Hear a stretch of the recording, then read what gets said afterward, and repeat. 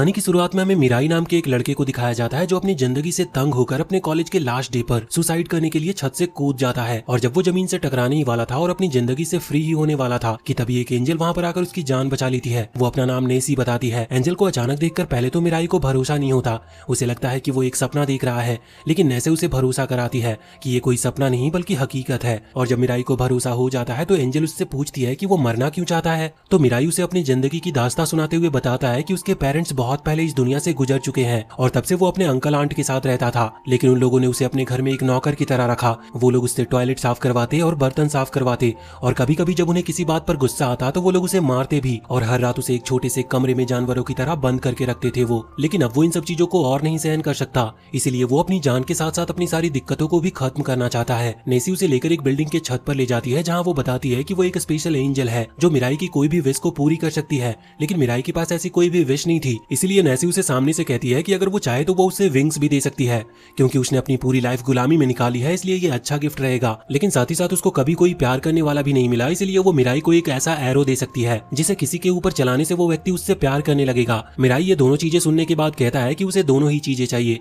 नेसी Mirae की तरफ देखती है और कहती है कि ठीक है, अगर तुम ये चाहते हो तो ले लो। नेसी मिराई की गर्दन और हाथों पर एक रिंग लगा देती है जिससे सिर्फ वही इंसान देख सकता है जिसके पास नेसी जैसी कोई एंजल होगी। लेकिन मिराई को अपने अंदर कोई स्पेशल पावर फील नहीं होती। नेसी मिराई को उसके विंग्स ओपन करने को बोलती है और मिराई कुछ बोलने ही वाला था कि तभी उसके विंग्स खुल जाती है। मिराई शौक होकर उन्हें देखने लगा था कि तभी उसकी विंग्स उसे लेकर आसमान में उड़ने लगती है। शुरुआत में मिराई के लिए विंग्स को कंट्रोल करना काफी मुश्किल हो रहा था, लेकिन जैसे ही वो उन्हें कंट्रोल करना सीख लेता है वो आसमान में काफी दूर तक उड़ता है। उड़ते उड़ते उसे रात हो चुकी थी, लेकिन मिराई के दिमाग में अपने पास्ट की मेमोरीज आती है जिन्हें याद करते हुए वो एक टावर के ऊपर बैठ गया था। मिराई को अपनी बचपन की दोस्त की याद आती है जिसके साथ वो बहुत खेला करता था। तभी नेसी वहां पर आती है जो मिराई को देखकर उसे बताती है कि अगर मिराई उस लड़की को अपना बनाना चाहता है तो वो अपने लव एरो का यूज कर सकता है। उसकी बातें सुनकर मिराई कहता है कि तुम एंजल होकर डेविल जैसी बातें क्यों कर रही हो। तभी नेसे उसे बताती है कि इस दुनिया में डेविल एग्जिस्ट नहीं करते, लेकिन जो लोग दिल से बहुत बुरे होते हैं असल में वही डेविल है। मिराई उसकी बातें समझ नहीं पाता तो नेसी उसे बताती है कि जैसे उसके अंकल आंट भी एक डेविल ही है, क्योंकि उन्हीं लोगों ने मिराई के पेरेंट्स को भी मारा है। ये सुनकर मिराई बिल्कुल दंग रह जाता है, क्योंकि आज तक जिन लोगों के घर में नौकर बनकर उनके सारे काम वो कर रहा था वही उसके पेरेंट्स के गुनहगार हैं। अपनी बातों को प्रूव करने के लिए नेसी मिराई को अपने लव एरो का यूज करने को कहता है। मिराई तुरंत उड़कर घर पहुंचता है जहां उसकी आंट उसे देखते ही ऑर्डर देना शुरू कर देती है, लेकिन इस बार मिराई उसकी बातों को इग्नोर करते हुए अपने लव एरो का इस्तेमाल करता है। एरो के इस्तेमाल से उसकी आंट मिराई के साथ फ्लर्ट करने लगती है, लेकिन मिराई उससे खुद से दूर करता है और उससे अपने पेरेंट्स के किलर के बारे में पूछता है। उसकी आंट रोते हुए कहती है कि ये सब उसके अंकल ने मिराई के डैड की सारी प्रॉपर्टी हासिल करने के लिए किया था। तभी उसके अंकल भी रूम में एंटर करते हैं, जिन्हें देखते ही उसकी आंट आगे बताती है कि जिस कार एक्सीडेंट में मिराई के डैड मरे थे वो उसके अंकल ने ही प्लान किया था और मिराई को उन्होंने इसीलिए जिंदा रखा था ताकि बाद में इंश्योरेंस के पैसे भी वो खुद ही रख सके। अब यहाँ पर मिराई के दिमाग में वो काला दिन आता है जब उसने सभी अपनों को खो दिया। उसके पेरेंट्स उस दिन उसके छोटे भाई को स्कूल छोड़ने जा रहे थे, लेकिन मिराई अपना एक प्रोजेक्ट घर पर भूल गया था जिसे लेने के लिए वो नीचे उतरता है और जैसे ही उसके डैड कार स्टार्ट करते हैं एक ब्लास्ट के साथ वो अपनी पूरी फैमिली को खो देता है। अब वर्तमान में मिराई के अंकल उसकी आंट को चुप रहने को कहते हैं, लेकिन वो खुद तो चुप नहीं होती, लेकिन साथ ही एक नाइफ से उसके अंकल पर अटैक कर देती है। मिराई देखता है कि किसी की लाइफ एंड होना कितना आसान है, लेकिन तभी उसे अपनी मॉम की एक मेमोरी याद आती है जहाँ वो बताती है कि इंसान को हमेशा खुश रहना चाहिए और अगर वो कभी खुश ना हो तो उसे रीजन ढूंढने चाहिए खुश रहने के लिए, ना कि कोई गलत कदम उठा लेना चाहिए। ये याद करके मिराई बहुत इमोशनल हो जाता है और नेसी को देखकर कहता है कि वो जीना चाहता है, खुश रहना चाहता है। नेसी भी अपने विंग्स को ओपन करके एक प्योर एंजल की तरह उसके सामने खड़ी होकर कहती है कि ऐसा जरूर होगा और इसमें उसकी हेल्प करेगी नेसी, तुम्हारी पर्सनल गार्डियन एंजल। कुछ दिनों के बाद मिराई एक होटल में था जहाँ रहने के लिए उसके पास पैसे तक नहीं थे, लेकिन उसने रेड एरो का यूज करके होटल स्टाफ को अपने वश में कर लिया है। लेकिन ऐसा करके उसे बिल्कुल भी खुशी नहीं मिल रही थी और अगर उसे अपनी बाकी की जिंदगी पीसफुल बितानी है तो उसे एक जॉब चाहिए होगी।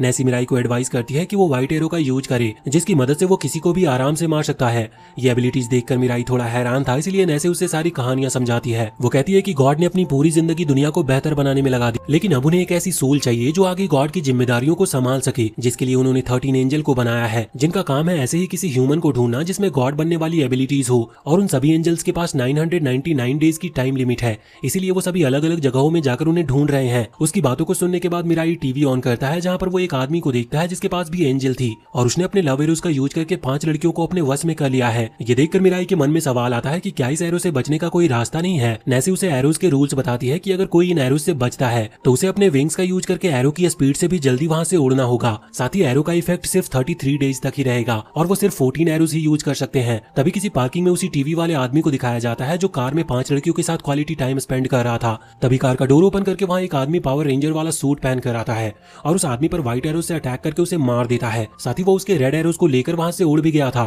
अगले दिन मिराई ये न्यूज पढ़ता है कि वो टीवी वाला बंदा मर चुका है और उसकी बॉडी को उसका एंजल हेवन लेकर चला जाता है। नेसी मिराई से मिलती है जो उसे कांग्रेचुलेट करती है उसकी कॉलेज ग्रेजुएशन के लिए और अब वो डिग्री कॉलेज में आ चुका है। लेकिन मिराई को नेसी की बातों से कोई फर्क नहीं पड़ रहा था, जिससे नेसी थोड़ी चिढ़ जाती है। तभी मिराई एक न्यूज देखता है कि कुछ गुंडों ने बैंक पर डाका डाला है, लेकिन तभी वहाँ पर वही पावर रेंजर आता है जो सभी पुलिस वालों पर रेड एरोज से अटैक करता है और वो उन्हें ऑर्डर देता है कि वो लोग बाहर ही रुके और वो अंदर जाकर गुंडों को पकड़ेगा। वो अंदर जाने लगता है लेकिन एक गुंडा उसे गेट पर ही मिल जाता है, जिस पर रेड एरोज का यूज करने से वो पावर रेंजर को अपना भगवान मान लेता है। तभी दूसरा गुंडा वहाँ पर आकर पावर रेंजर पर अटैक करता है, लेकिन वो वहाँ से उड़ गया था, जिसकी वजह से उसकी सारी बुलेट्स उसके ही आदमी को लग जाती है और पावर रेंजर दूसरे गुंडे पर व्हाइट एरोज का यूज करके उसका काम भी तमाम कर देता है। जिसके बाद वो इंटरव्यू देते हुए कहता है कि मैं बाकी सभी 12 एंजल को भी मार दूंगा और उनके एरोज को अपना बना लूंगा, जैसे कि वो एक के साथ कर चुका है। उसकी वार्निंग सुनकर मिराई नेसी को वहाँ से जाने के लिए कहता है और शांति से अपने घर आ जाता है। घर पर मिराई नेसी से उसके पावर को वापस लेने को कहता है क्योंकि वो एक पीसफुल जिंदगी चाहता है, ना कि किसी के हाथों मरना चाहता है। लेकिन नेसी कहती है कि ऐसा करने से वो मर जाएगा क्योंकि गॉड ने उन्हें ऐसे लोगों की मदद करने को बोला था जो पहले से मरना चाहते हो, और क्योंकि मिराई भी मरना चाहता था इसीलिए नेसी ने उसे बचाया। नेसी मिराई को समझाती है कि स्पेशल रैंक एंजल अपने कैंडिडेट को विंग्स, रेड एरोज और व्हाइट एरोज देते हैं। फर्स्ट रैंक सिर्फ रेड एरोज और विंग्स और सेकंड लेवल विंग्स और एरो में से कोई एक चीज। इसीलिए जिस आदमी को उन्होंने आज देखा वो शायद एक स्पेशल रैंक कैंडिडेट था। पूरी कहानी समझ लेने के बाद मिराई को और सवाल नहीं पूछना था। अगले दिन उसके कॉलेज का फर्स्ट डे था, लेकिन नेसी उससे कहती है कि उसे जल्द से जल्द अपनी चाइल्डहुड क्रश पर रेड एरोज का यूज कर लेना चाहिए। लेकिन मिराई कहता है कि वो एरोज का यूज करके अपना प्यार हासिल नहीं करना चाहता। वो स्कूल में एंटर करते हुए आसमान की तरफ देखता है, लेकिन वो पूरी तरह से शॉक हो गया था क्योंकि आसमान में एक एंजल था जो नेसी नहीं थी। लेकिन मिराई ऐसा बिहेव करता है जैसे उसने कुछ देखा ही नहीं हो। लेकिन तभी एंजल अचानक से उसके सामने आ जाता है, जिससे मिराई डर जाता है और एंजल कंफर्म करता है कि वो भी एक कैंडिडेट है। मिराई कहता है कि तुम्हारा कैंडिडेट कौन है? एंजल कहता है कि वो तुम्हारे बिल्कुल पीछे है। लेकिन जैसे ही मिराई पीछे मुड़ता है तो उस पर कोई रेड एरोज से अटैक करता है। मिराई देखता है कि ये उसी की क्रश साकी है। वैसे तो मिराई साकी से पहले से ही प्यार करता था, लेकिन उस एरो के इफेक्ट से वो कन्फेस भी करने लगता है। साकी मिराई को उसके घर पर आने के लिए इनवाइट करती है और मिराई तुरंत अपने विंग्स का यूज करके उसके घर पर पहुंच गया था। मिराई के थोड़ा वेट करने के बाद साकी और एंजल वहां पर आते हैं, जहां साकी मिराई से पूछती है कि क्या उसके पास व्हाइट एरोज है, जिस पर मिराई उसे सच बता देता है। एंजल साकी को मिराई से दूर रहने को कहता है क्योंकि उसके हिसाब से मिराई ही वो सूट गाय है, लेकिन मिराई बताता है कि वो नहीं है। जिसके बाद एंजल, जिसका नाम रेवेल था, वो साकी से मिराई के साथ बॉन्ड बनाने को बोलता है ताकि मिराई उड़ सके, क्योंकि मिराई के पास सिर्फ रेड एरोज थे। मिराई भी बॉन्ड बनाने के लिए मान जाता और बॉन्ड बनाते ही वो मिराई को आसमान की सैर कराने ले जाता है। मिराई साकी को आसमान से भी ऊपर ले गया था, जहाँ वो सच्चे दिल से बोलता है कि अगर साकी को कभी भी मिराई की जरूरत पड़ेगी तो वो उसे बता सकती है। ये सुनकर साकी रोने लगती है, लेकिन वो उससे कहती है कि उसे पर्सनल प्रॉब्लम ज्यादा कुछ नहीं है। वापस आने के बाद साकी न्यूज देखती है कि वो सूट गाय 6 बजे अपना इंटरव्यू देने वाला है, जिसे देखकर रिवील बोलता है कि मिराई को जाकर उस सूट गाय को मार देना चाहिए, क्योंकि आज नहीं तो कल वो साकी को मारने के लिए भी आएगा। ये सुनते ही मिराई पूरे जोश में वहाँ से उस सूट गाय को अकेले ही मारने के लिए निकल पड़ता है, लेकिन नेसी वहाँ पर आकर मिराई को रोकती है। वो उससे कहती है कि रिवेल उससे अपना काम निकलवाने के लिए उसे भड़का रहा है। नेसी समझाती है कि अगर मिराई सूट गाय को मार देगा तो उसके विंग्स साकी को मिल जाएंगे, और अगर मिराई की मौत हो जाती है तो भी मिराई की विंग्स साकी को ही मिलेगी, जिसमें हर तरफ से फायदा तो साकी का ही होने वाला है। और ये सारा प्लान रिवेल का है, और उसके इसी इविल दिमाग की वजह से वो एक सेकंड क्लास एंजल है, और नेसी में कोई भी इंप्योरिटी ना होने की वजह से वो एक स्पेशल क्लास एंजल है। अपने प्लान को ओपन होता देखकर रिवेल भी एक्सेप्ट करता है कि वो यही चाहता था, लेकिन नेसी उसे बताती है कि अगर वो लोग ठंडे दिमाग से काम ले और एक साथ मिलकर काम करे तो वो सूट गाय को हरा सकते हैं। जिसके बाद वो 33 डेज का वेट करते हैं, जब तक कि मिराई के ऊपर से एरोज का इफेक्ट खत्म ना हो जाए। रिवेल ने मिराई को एक चेयर से बांध दिया था क्योंकि उसे लगता है कि जब मिराई होश में आएगा तो वो काफी गुस्से में होगा, क्योंकि उन्होंने उसके ऊपर रेड एरोज से अटैक किया था। लेकिन जब मिराई होश में आता है तब भी उसके बिहेवियर में ज्यादा चेंजेस नहीं आते। वो अभी भी साकी के साथ नॉर्मल ही था। उस पर से वो खुश भी था कि एरोज के इफेक्ट की वजह से वो अपने मन के अंदर की फीलिंग्स को बाहर निकाल पाया। उसे इस बात की खुशी है कि साकी ने उसके ऊपर एरोज चलाया, क्योंकि अगर वो सूट गाय उसके ऊपर चलाता तो शायद वो उसे मार देता। उसकी बातों से साकी भी ब्लश करते हुए कहती है कि ये लास्ट 1 मंथ उसकी लाइफ का सबसे बेस्ट टाइम था। लेकिन उनके रोमांटिक मोमेंट को खराब करते हुए एक न्यूज आती है कि उसी सूट गाय ने सभी एंजल और कैंडिडेट को बेसबॉल ग्राउंड में बुलाया है ताकि वो एक दूसरे को मार सके। उसकी ऐसी खुली चुनौती को देखकर नेसी और रेवेल के मन में काफी डाउट आते हैं, लेकिन मिराई कहता है कि उन्हें जाना चाहिए, लेकिन छुपकर। अगले दिन मिराई साकी के साथ ग्राउंड में जाता है, जहाँ पर साकी मिराई को आसमान की तरफ देखने के लिए मना करती है, क्योंकि ऐसा करने से एंजल उसे नोटिस कर लेंगे। मिराई एक सीट पर बैठकर सूट गाय का वेट कर रहा होता है और ठीक 3 बजे वो वहाँ पर आता है, जिसे देखते ही सारी जनता में हलचल मच जाती है। लेकिन तभी हम देखते हैं कि वहाँ 2 और पावर रेंजर आ चुके हैं, जिनमें से एक बिना टाइम गवाए सूट गाय पर अटैक करता है। लेकिन सूट गाय के पास एक इनविजिबल बैरियर था, जिससे वो एरो से बच गया था। लेकिन ये देखकर वहाँ सभी को समझ आ जाता है कि ये सभी सूट गाय का ट्रैप है, उन्हें धोखे से मारने के लिए। वो दोनों नए कैंडिडेट सूट गाय पर अटैक करने का कोई तरीका सोच रहे थे कि तभी उनमें से एक को अपने एंट्रेंस एग्जाम का दिन याद आता है, जिसमें वो फेल हो गया था। वो अपने रिजल्ट से पूरी तरह टूट करके एक पेड़ के नीचे बैठा था। तभी वहाँ पर एक और लड़का आ जाता है जो कहता है कि मैं सेकंड टाइम फेल हुआ हूँ, लेकिन पहला लड़का कहता है कि ये मेरा 3rd अटेम्प्ट था।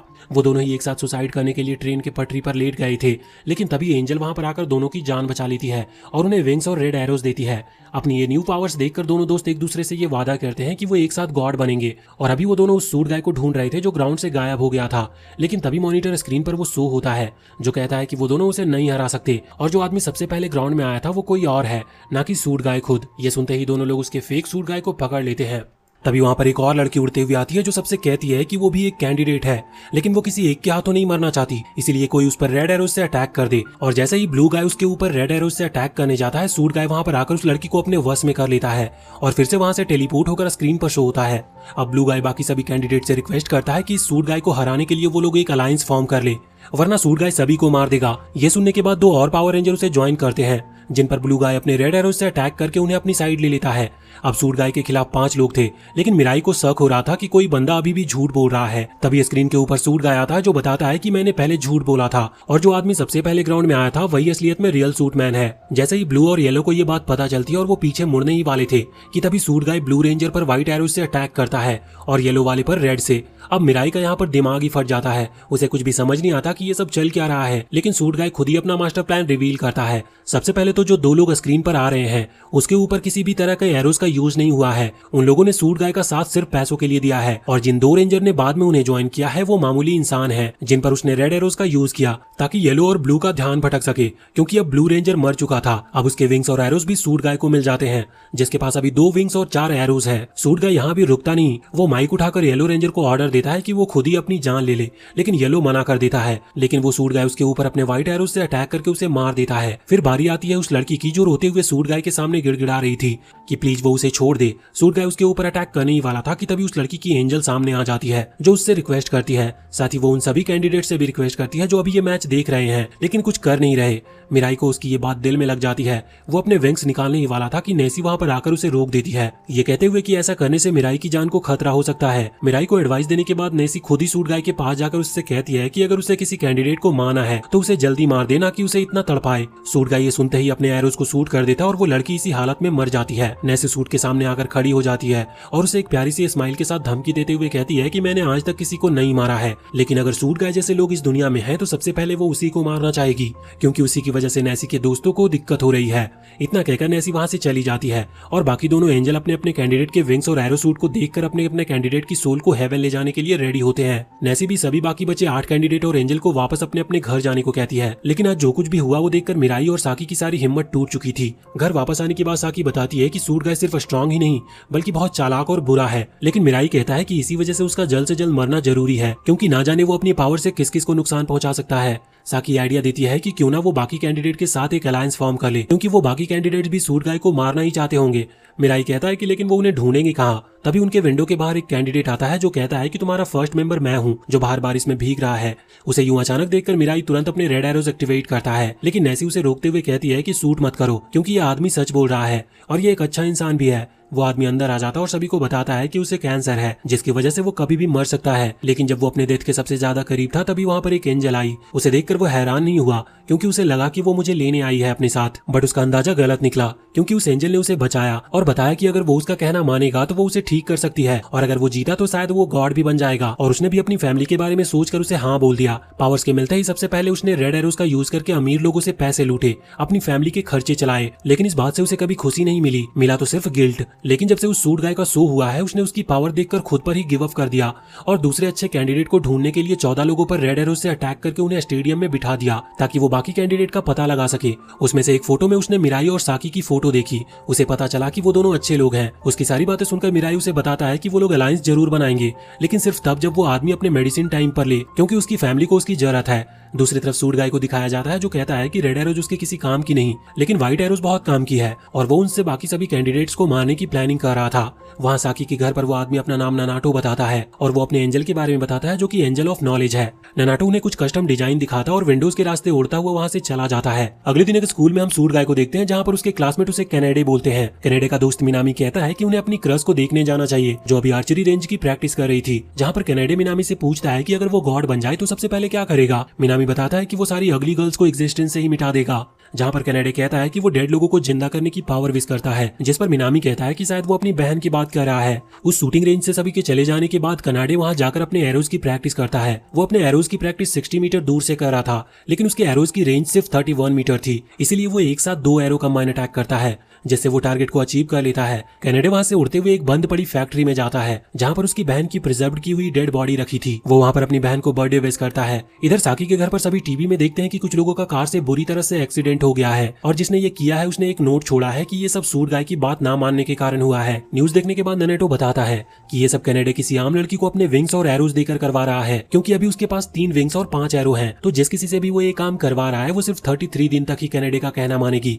ननेटो सजेस्ट करता है कि अगर हमें कैनेडे तक पहुंचना है तो इस लड़की को मारना होगा, लेकिन ये भी हो सकता है कि ये सब कैनेडे ने सब प्री प्लान किया हो, इसीलिए हमें उस लड़की को देखते ही मारना होगा वरना वो हमें ही मार देगी। ये सुनकर मिराई थोड़ा हिचकिचा जाता है। उसका कहना था कि अगर उसे अपने फायदे के लिए किसी बेकसूर को मारना पड़े तो इससे अच्छा वो खुद ही मरना पसंद करेगा, क्योंकि वो लड़की ये सब सिर्फ इसीलिए कर रही है क्योंकि वो कैनेडे के वश में है। मिराई का सजेशन सुनकर ननाटो उसे एक हाइपोथेटिकल सिचुएशन में जाने को कहता है जहाँ कैनेडे ने साकी को पकड़ लिया है और उसके ऊपर व्हाइट एरो से शूट करने वाला है। अगर ऐसे सिचुएशन में मिराई अपने इमोशन से काम लेगा तो साकी को मरना पड़ेगा और सिर्फ यही सोचने से ही मिराई की आत्मा कांप जाती है। जिसके बाद हम कैनेडे को देखते हैं जो अपने घर में बैठकर सोच रहा था कि अगर वो अपनी विश पूरी नहीं भी कर पाता है फिर भी वो अपनी दोस्त मिनामी की विश तो जरूर पूरी कर सकता है। अगले दिन फिर से न्यूज आती है कि उस लड़की मिसूरी ने फिर से आज एक लड़की की जान ले ली है। ये न्यूज देखकर ननाटो अब मिराई और साकी को बताता है कि अब उन्हें इसे खत्म करना ही होगा, जिसके लिए वो अपने गन्स के कलेक्शन में 2 गन्स मिराई और साकी को देता है। लेकिन दोनों का जवाब था कि वो किसी को गन से तो मार ही नहीं सकते क्योंकि शायद वो लोग थोड़े डरपोक और कमजोर हैं। ननाटो उन्हें आगे का प्लान बताता है कि वो मिसूरी को आज मारने जाएंगे, लेकिन हो सकता है कि वो सूट गाय भी वहाँ पर आ जाए, इसीलिए ननाटो खुद ही आगे होकर उससे लड़ेगा और मिराई को मौके का फायदा उठाकर सूट गाय को व्हाइट एरोज से शूट करना होगा। लेकिन मिराई कहता है कि वो किसी की जान नहीं ले सकता, इसीलिए वो रेड एरोज का यूज करेगा। इसके बाद मिराई और साकी अपने पावर रेंजर सूट पहनते हैं और अपने मिशन के लिए खुद को मेंटली प्रिपेयर भी करते हैं। वो दोनों उड़ते हुए मिसूरी के पास पहुंच जाते हैं जहाँ पर मिसूरी अपने फोन में अभी एनिमे विंग्स की वीडियो ही देख रही थी। लेकिन जैसे ही ननाटो उसके करीब जाता है वहाँ पर एक जोरदार ब्लास्ट होता है जिसे देखकर मिराई की हालत खराब हो जाती है। लेकिन वो देखता है कि ननाटो ब्लास्ट के इम्पैक्ट से नीचे गिरा जा रहा है। मिराई अपने फुल स्पीड से ननाटो को पकड़ता है और एक बिल्डिंग पर क्रैश लैंडिंग करता है। मिराई उसका नाम लेकर जोर जोर से रोने लगा था, लेकिन ननाटो कहता है कि वो अभी मरा नहीं है, इसीलिए रोना बंद करो। तभी मिराई के पीछे कैनेडे आ जाता है जो मिराई को अपने व्हाइट एरोज के निशाने पर रखा था। मिराई आराम से पीछे मुड़ता है, लेकिन कैनेडे से लड़ने की बजाय उसे जीवन और मौत पर ज्ञान देने लगता है, जिसका कैनेडे के ऊपर कोई खास असर नहीं हो रहा था। लेकिन मिराई सिर्फ कैनेडे का टाइम वेस्ट कर रहा होता है ताकि तब तक नैनेटो थोड़ा रिकवर हो सके। जैसे ही नैनेटो थोड़ा उड़ने की हालत में आता है वो दोनों कैनेडे की तरफ जाते हैं ताकि वो कैनेडे को समझा सके या तो मार सके, लेकिन कैनेडे वहाँ पर अपने एंजल को बुला लेता है ताकि वो 2 लोगों के सामने कमजोर ना पड़े। तभी नेसी और बैरेट भी वहाँ पर आ जाते हैं। कैनेडे नैनेटो के ऊपर अपने व्हाइट एरोज पॉइंट करता है क्योंकि उसके हिसाब से नैनेटो ज्यादा स्ट्रॉन्ग है और मिराई को तो वो कभी भी आराम से खत्म कर सकता है। लेकिन यहाँ भी कैनेडे एक चीप ट्रिक खेलता है। वो कहता है कि उसने टाउन में एक बॉम्ब फिट किया है और अगर नैनेटो उससे लड़ने की कोशिश करेगा तो वो पूरे टाउन को उड़ा देगा। ये सुनकर ननाटो खुद को सैक्रिफाइस करने का सोचता है, लेकिन साथ ही साथ वो मिराई को भी कहता है कि जैसे ही कैनेडे मुझे मार दे तुम कैनेडे को मार देना। लेकिन मिराई अभी भी डरा हुआ था और किसी को मारने के लिए रेडी नहीं था। वहीं नैनेटो कैनेडे की तरफ जाता और कैनेडे व्हाइट एरोज रिलीज कर देता है, लेकिन मिराई अपने रेड एरोज से उसके एरोज को रोक देता है। लेकिन कैनेडे मिराई की स्पीड से भी जल्दी उससे डॉज कर लेता है, लेकिन मिराई रुकता नहीं और कैनेडे पर अटैक करता रहता है। अब वो दोनों ही एक दूसरे पर अटैक कर रहे थे और उसे डॉज भी। मिराई को लड़ता देखकर नैनेटो भी कैनेडे के ऊपर पीछे से अटैक करता है। वो अपनी गन से उसके ऊपर एक के बाद एक बुलेट से शूट करता जा रहा था, जिससे कैनेडे का सूट टूटने लगा था और उसके फेस भी दिखने लगे थे। लेकिन इससे पहले वो दोनों मिलकर उसे मारते वो पहली फुर्सत में वहां से निकल जाता है। जिसके बाद मिराई और नैनेटो भी वापस जाने का डिसाइड करते हैं। वो दोनों फाइट करते हुए इतने ज्यादा थक चुके थे कि जमीन से उठने में भी उन्हें भारी लग रहा था। लेकिन नेसी कहती है कि आज जैसी फाइट उसने पहले कभी नहीं देखी। लेकिन यहाँ पर मिराई को अपने आप पर ही रोना आ रहा था कि अगर वो आज गुस्से में कैनेडे को मार देता तो खुद को कभी माफ नहीं कर पाता। इस पर नैनेटो उसे समझाता है कि अगर कैनेडे जैसा कोई गॉड बन गया तो वो लोग उसके बाद कुछ भी नहीं कर पाएंगे। अगले दिन साकी अपनी एक दोस्त के साथ स्कूल जाती जाती है, जहाँ पर उसकी दोस्त बताती है कि मिराई उनका बहुत देर से पीछा कर रहा है, लेकिन साकी कहती है कि वो कुछ भी ना करे क्योंकि उसे मिराई से कोई दिक्कत नहीं है। शाम को साकी के घर पर ननाटो मिराई से कहता है कि वो एक फेस स्केच बनाए कैनेडा का, लेकिन मिराई कहता है कि उसे कुछ याद नहीं कि उसका फेस कैसा था। उसकी आवाज में इतना दर्द था कि साकी कहती है कि आज रात मिराई को आराम करना चाहिए। उसी रात मिराई सो रहा था, लेकिन साकी वहां आकर कहती है कि उसे नींद नहीं आ रही, इसीलिए वो मिराई को हक करके सोना चाहती है। ये सब नेसी और रेवेल सुन लेते हैं। रेवेल कहता है कि अगर साकी को नींद नहीं आ रही तो साकी रेवेल को हक करके सो सकती है, लेकिन ऐसी सिचुएशन की गंभीरता को समझते हुए रेवेल को वहां से ले जाती है। साकी मिराई को बैक साइड से हक कर लेती है, लेकिन मिराई कोई एक्सप्रेशन शो नहीं करता, लेकिन फिर वो अपने भारी आवाज के साथ सोते हुए मिराई से अपने फीलिंग कन्फेस करती है। साकी बताती है कि वो बहुत बुरी लड़की है क्योंकि मिराई उसके बचपन का दोस्त था, लेकिन जब उसके पेरेंट्स गुजर गए तो सारी दुनिया ने ये माना कि मिराई पनौती है, इसीलिए साकी ने भी उससे बात करनी छोड़ दी और बाद में जाकर उसे बहुत गिल्ट भी हुआ। लेकिन कुछ सालों बाद जब उसे मौका मिला वो मिराई के पीछे भागी उससे माफी मांगने के लिए, लेकिन उसने देखा कि तब तक मिराई छत से कूद जाता है। ये देखकर साकी डर जाती है और वहां से भाग जाती है। और कुछ देर के बाद साकी का गिल्ट बहुत ज्यादा बढ़ चुका था। उसे लगने लगा था कि मिराई की इस हालत की जिम्मेदार कहीं ना कहीं वो भी है, इसीलिए उसी रात साकी ने अपनी ओशियन में सुसाइड करने की कोशिश करी, लेकिन उसकी किस्मत थी कि तभी उसे रेवेल मिल गया। लेकिन जब उसने मिराई को पहली बार देखा तो वो बहुत खुश हुई, लेकिन उसके मन में गिल्ट इतना ज्यादा था कि वो तब भी कुछ कन्फेस नहीं कर पाई और ना शायद कभी कर पाएगी। इतना सुनने के बाद मिराई साकी को एकदम से उठाता है और विंडो के बाहर ले जाकर काफी ऊंची जगह से गिरा देता है, लेकिन फिर पकड़ भी लेता है। वो साकी से कहता है कि अगर साकी मिराई के लिए मरना ही चाहती है तो वो अभी भी मर सकती है। ये कहकर वो साकी को फिर से छोड़ देता है, लेकिन इस बार साकी मिराई का हाथ पकड़ लेती है और कहती है कि अब वो उसके लिए मरना नहीं चाहती, बल्कि जिंदा रहकर मिराई के साथ एक फैमिली शुरू करना चाहती है। इतना कहते ही उन दोनों के बीच में एक स्पेशल बॉन्ड बन जाता है, जिसे देखकर साकी बहुत रोने लगती है। वो दोनों एक छत के ऊपर उतरते हैं, जहाँ साकी अच्छे से रोने के बाद मिराई से कहती है कि उसे जल्दी से जल्दी ये सब खत्म करके उससे शादी करनी है। मिराई भी उसकी बात मानकर कहता है कि वो भी अपनी बचपन की दोस्त से शादी करने के लिए तैयार है। अगले दिन नैनेटो मिराई को बताता है कि वो कनाडा को पकड़ने के काफी करीब है, लेकिन साकी कहती है कि अब वो भी कनाडा को हराने में उनकी मदद करना चाहती है, जिसके लिए वो बैरेट से पूछती है कि वो विंग्स को कैसे हासिल कर सकती है। तो बैरेट बताती है कि इसके लिए किसी एक कैंडिडेट को उसे मारना होगा और जब ऐसा होगा तो अपने आप ही साकी को विंग्स मिल जाएंगी। साकी कहती है कि सिर्फ अपने विंग्स के लिए वो किसी मासूम को नहीं मार सकती, इससे अच्छा तो ये होगा कि वो कनाडा को ही मार दे, क्योंकि उस जैसा आदमी विंग्स डिजर्व नहीं करता। उसकी डिटर्मिनेशन देखकर नैनेटो मिराई से पूछता है कि रात को उसने साकी के साथ क्या किया कि वो आज इतने जोश में है, लेकिन मिराई ब्लश करते हुए कहता है कि उसने कुछ भी नहीं किया है। तभी रेवेल वहां पर आकर कहता है कि एक रास्ता और है विंग्स लाने का, और वो ये है कि रेवेल अपनी रैंक को इंक्रीज कर ले, जो कि उसे नहीं पता कि कैसे करनी है। इसीलिए बैरेट उसे बताती है कि ऐसा करने के लिए उसे या तो दुनिया का सबसे इंटेलिजेंट एंजल बनना पड़ेगा या हेवन का कोई रिकॉर्ड ब्रेक करना होगा, जो सुनकर रेवेल परेशान हो जाता है। थोड़ी देर बाद वो लोग एक चर्च में जाते हैं, क्योंकि अब साकी के घर उनके लिए छोटा पड़ रहा था। वहां जाने के बाद सभी अपने अपने रूम डिवाइड कर लेते हैं। साकी रेवेल के रूम में जाती है, जहां पर वो अपना लेवल इंक्रीज करने के लिए काफी सारी नॉलेज को अपने दिमाग में डाल रहा था। वो उसे बिना डिस्टर्ब किए वहां से चली जाती है और वो मिराई और नैनेटो को अपना सूट दिखाती है, जो काफी अच्छा लग रहा था। इसके बाद बैरेट उन्हें बताती है कि आसमान में एक पोर्टल ओपन हो रहा है, जिसमें से एक रेड एरो उनकी तरफ आता है। मिराई साकी को बचाने के लिए उसके सामने खड़ा हो गया था, लेकिन नैनेटो उस एरो को एब्जॉर्ब कर लेता है क्योंकि वो ओरिजिनली उसी का था। रेवेल बताता है कि एक एरो तभी अपने ऑनर के पास वापस आता है जब किसी ने उसके हॉस्टेज को मार दिया हो। ये सुनकर नैनेटो अचानक से डर जाता और परेशान भी हो जाता है, क्योंकि उसे अपनी फैमिली की काफी चिंता हो रही थी। वो मिराई, ब्रेट और नैसी के साथ अपने घर के लिए निकलता है। रास्ते में वो अपनी वाइफ को काफी बार कॉल लगाता है, लेकिन तब तक कोई उसका फोन उठा ही नहीं रहा था, इसीलिए नैनेटो की चिंता बढ़ती जा रही थी। अपने घर पहुंचने पर वो एक आदमी को देखता है जिसके पास स्वॉर्ड है और वो नैनेटो के घर में घुसने की कोशिश कर रहा है। नैनेटो मिराई को उसे संभालने का बोलकर खुद जल्दी से घर में एंटर कर जाता है और अपनी वाइफ बच्चों को ढूंढता है, लेकिन उसे कोई भी वहां पर नहीं मिलता। साथ ही जब वो एक कमरा ओपन करता है तो उसमें उसकी वाइफ के फटे हुए कपड़े थे, लेकिन वहां पर ना तो उसकी वाइफ थी और ना ही उसके बच्चे। ये देखने के बाद नैनेटो को पक्का हो जाता है कि उसकी फैमिली किसी खतरे में है। दूसरी तरफ बाहर मिराई उस स्वॉर्ड्समैन पर अपने रेड एरोज पॉइंट करता है और उससे पूछता है कि क्या वो भी एक गॉड कैंडिडेट है, लेकिन वो आदमी एक क्रीपी सी स्माइल देता और वहां से फुल स्पीड में निकल लेता है। अगले ही पल वो आदमी एक पार्क में होता है, जहाँ पर उसे अपना पास्ट याद आता है। इस लड़के का नाम हैगा था, जो कि दिखने में जन्म से ही काफी अगली था। उसकी शक्ल इतनी खराब थी कि उसमें कभी खुद से किसी चीज के लिए कॉन्फिडेंस नहीं आया। उसने आज तक किसी लड़की से कभी बात तक नहीं की, यहाँ तक कि उसकी फैमिली और फ्रेंड्स ने भी उसे छोड़ दिया था। हैगा एक ब्रिज के नीचे रहता था, क्योंकि वो नहीं चाहता था कि लोग बार बार उसका अगली फेस देखे और उसका मजाक बनाए।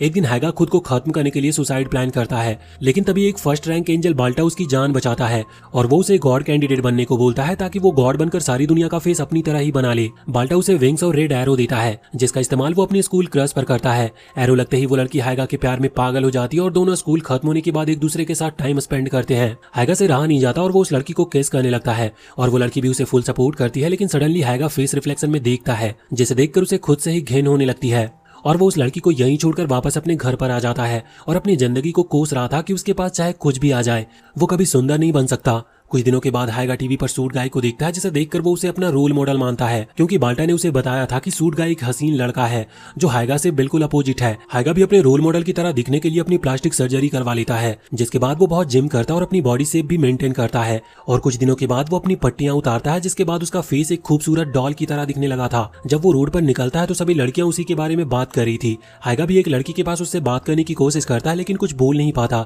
और भागकर वापस घर आकर रोने लगता है, क्योंकि चाहे वो अपना फेस को कितना भी सुंदर क्यों ना बना ले, उसका माइंड अभी भी अगली है। और उसी दिन वो न्यूज में देखता है कि उसके रोल मॉडल पर 2 पावर रेंजर ने अटैक करके उसे मारने की कोशिश की, जिसके बाद उसका गुस्सा और भी बढ़ चुका था और वो बाल्टा से कहता है कि वो नहीं चाहता कि उसका रोल मॉडल किसी से भी हारे और इसके लिए अब वो उसे ढूंढेगा और उसकी पर्सनली हेल्प करेगा। लेकिन बाल्टा उसे एडवाइस करता है कि सूट गाय अगर गॉड बनता है तो वो दुनिया का सबसे वर्स्ट गॉड बनेगा। लेकिन हायगा को इससे कोई मतलब नहीं था और वो सूट गाय को ढूंढने की कोशिश जारी रखता है। कुछ दिनों के बाद उसे बाल्टा बताता है कि सूट गाय एक रिच लड़का है और अभी हाई स्कूल में है। इसके बाद थोड़ी छानबीन करने के बाद उसे पता लगता है कि सूट गाय का नाम और स्कूल कौन सा है। एक दिन जब कैनेडे अपनी क्लास में था, एक लड़की उसे बताती है कि कोई उसे स्पोर्ट्स रूम में मिलना चाहता है, लेकिन कैनेडे को कुछ शक हुआ तो उसने उस लड़की पर पहले अपने रेड एरो से शूट किया, लेकिन क्योंकि वो लड़की पहले से ही हायगा के वश में थी, इसीलिए कैनेडे उस पर व्हाइट एरो से शूट करके उसे मार देता है। और क्लास इंटरवल में वो उस आदमी से मिलने जाता है, लेकिन वहां पर सिर्फ एक लैपटॉप रखा हुआ था और हायगा कहता है कि वो कैनेडे का बहुत बड़ा फैन है, लेकिन उसके अंदर अपनी शकल दिखाने तक का कॉन्फिडेंस नहीं है।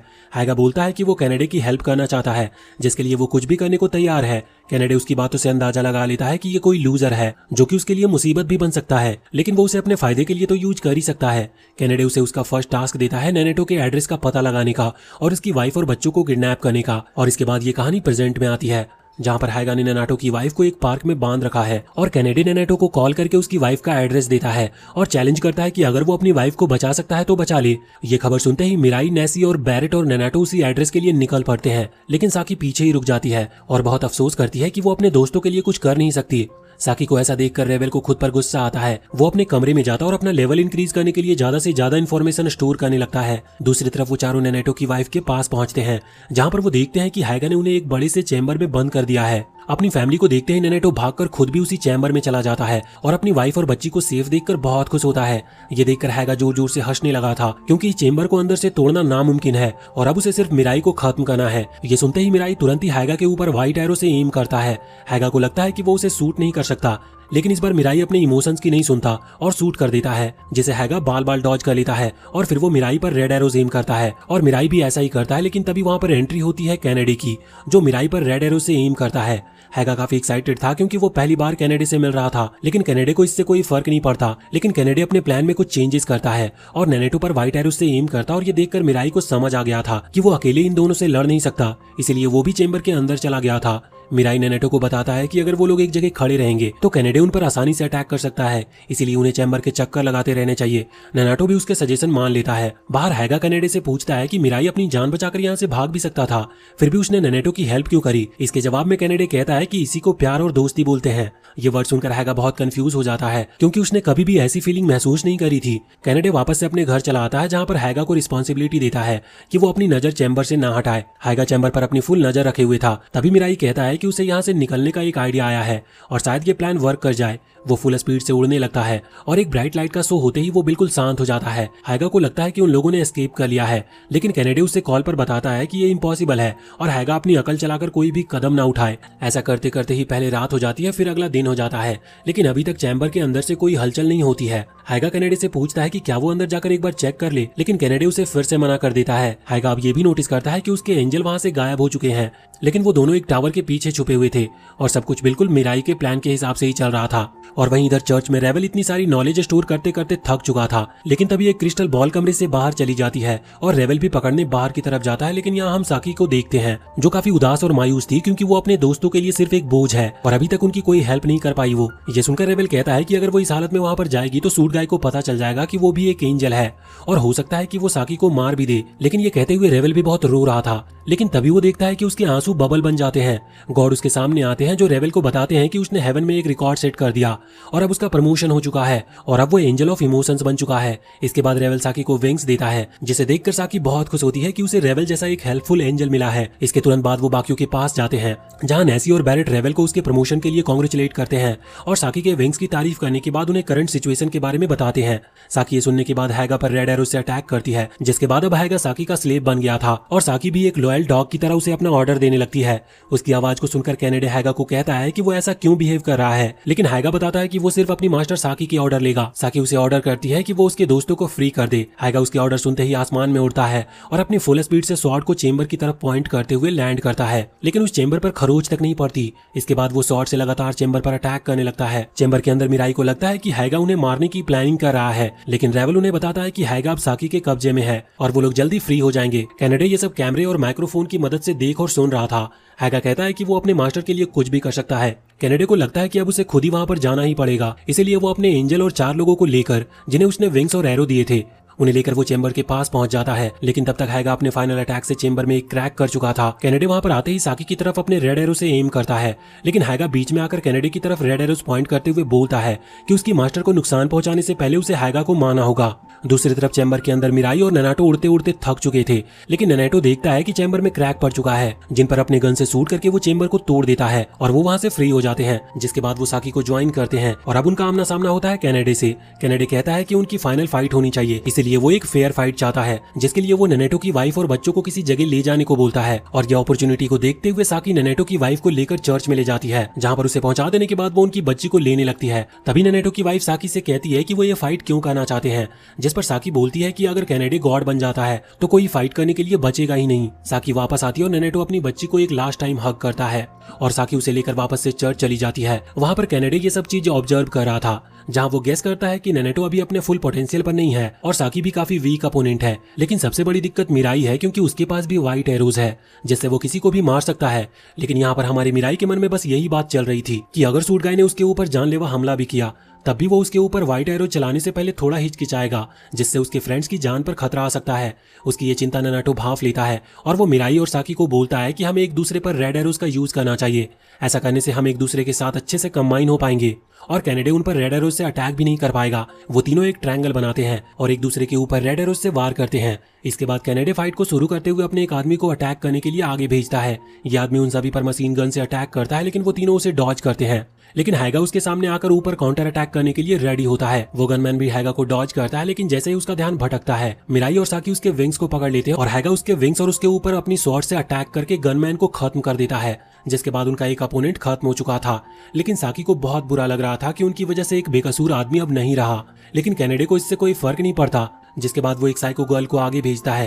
ये लड़की बताती है कि उसने कोरोना से ज्यादा खतरनाक वायरस बनाया है, जिससे पूरी दुनिया भी खत्म हो सकती है। अपने वायरस का डेमो दिखाने के लिए वो एक माउस पर वायरस को टेस्ट करके दिखाती है, जिससे वो माउस पागल हो जाता है और अपनी ही जान ले लेता है। वो साइको बताती है कि मिराई अगर खुद को सरेंडर कर दे तो वो वादा करती है कि वो इस वायरस को किसी के ऊपर नहीं अप्लाई करेगी, लेकिन अगर वो सरेंडर नहीं करता है तो वो हजारों लोगों की जान ले लेगी। वो उसकी बातों को सुनने के बाद समझ नहीं पाता कि आखिर सूट गाय की सारी दुनिया से क्या दुश्मनी है, लेकिन वो खुद को सरेंडर करने के लिए रेडी हो गया था और वो फायुकू के पास जाने लगता है। साकी उसे रोकने की कोशिश करती है, लेकिन हैगा साकी को पकड़ लेता है। फायुकू मिराई को देखते ही उसके हाथ पर वो वायरस इंजेक्ट करने ही वाली थी कि तभी मिराई उसका हाथ पकड़ लेता है।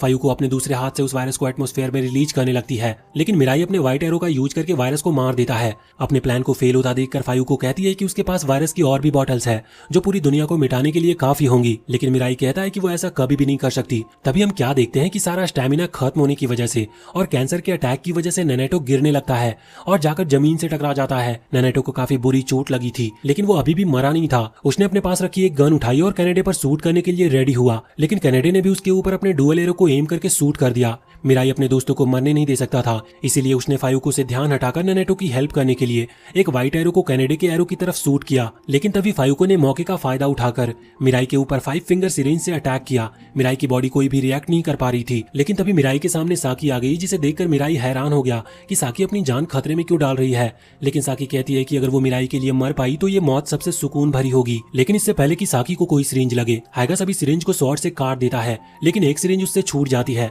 जिसे साकी के ऊपर लगने से रोकने के लिए वो उसे अपने लेफ्ट हैंड पर इंजेक्ट कर देता है। लेकिन वो मरने से पहले फायुको को भी मार ही देता है।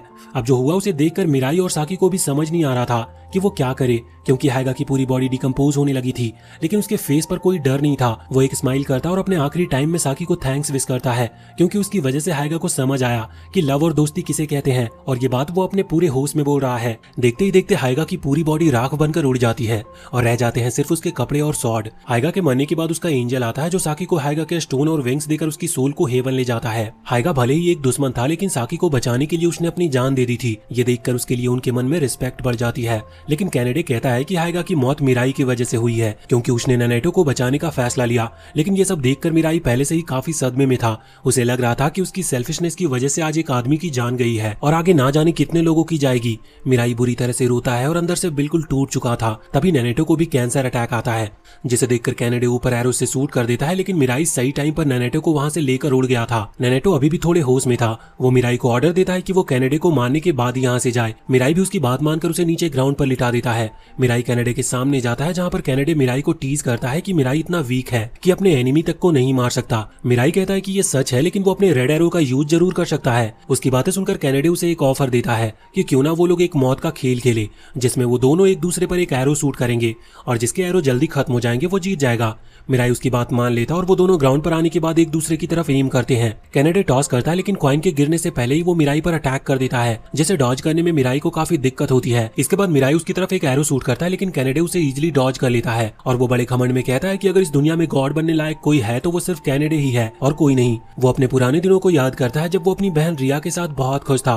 कैनेडे रिया से इतना प्यार करता था कि उसने रिया को हर वो चीज दी जो पैसे से खरीदी जा सकती थी और जो रिया ने उससे मांगी हो। लेकिन कैनेडे रिया को किसी से शेयर नहीं करना चाहता था, इसलिए उसने कभी रिया को किसी से दोस्ती नहीं करने दी।